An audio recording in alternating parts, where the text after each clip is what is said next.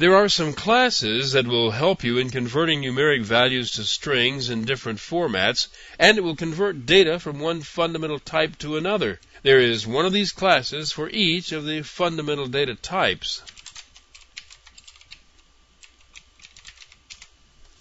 This program will introduce you to 4 of the classes and show you a couple of things that they can do. This, the parseInt method of the integer class, will read the string form of an integer and convert it to a binary form. You can create a new integer object, which contains a single integer value, by supplying the value to the constructor. And of course, as you know, anything in Java can be converted directly to a string. This statement displays the value of the fundamental data type as a base 10 number. Now, the integer class has some special conversion methods that turn binary integer values into strings in different formats. The long class has all the same capabilities of the integer class, except, of course, it does it with a 64-bit long value. The byte and short classes don't have all the methods of the integer and long class, but if you need the methods of integer and long, you can always convert the data to an integer and work from there. But they do serve the useful purpose of converting data to and from strings. Here's what this all looks like.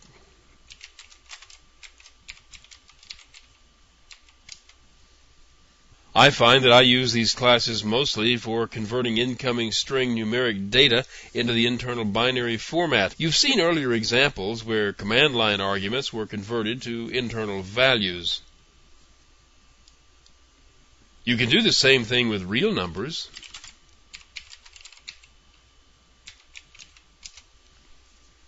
Here is a demo program for the 2 Java real number classes, float and double. This program uses real number values on their constructors and stores the number inside, then provides a collection of methods that you can use to extract a number in different formats.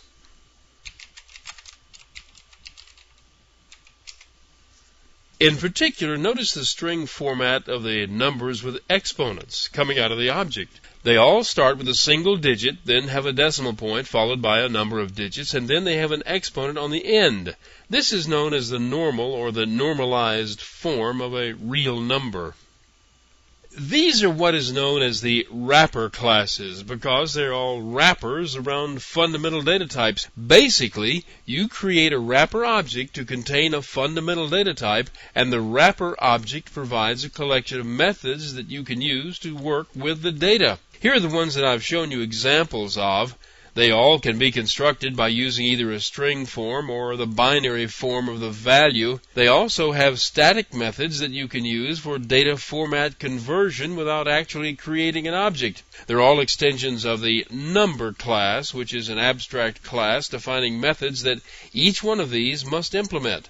They all have an equals method that compares the values stored inside them. Each one contains a static constant value named min value and max value. That's the minimum and maximum value of that particular type.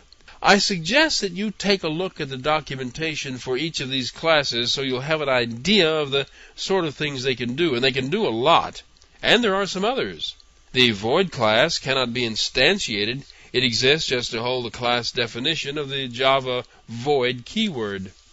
This is a wrapper of the Boolean data type. It contains methods that you can use to convert the Boolean value to and from a string. This is the wrapper of a single character. Also, it has static methods for returning the numeric value of the character value of a number, and it will convert between upper and lower case. Probably the most useful methods are the ones that test whether character is a letter, whether it's defined, whether it's a white space character, and so on.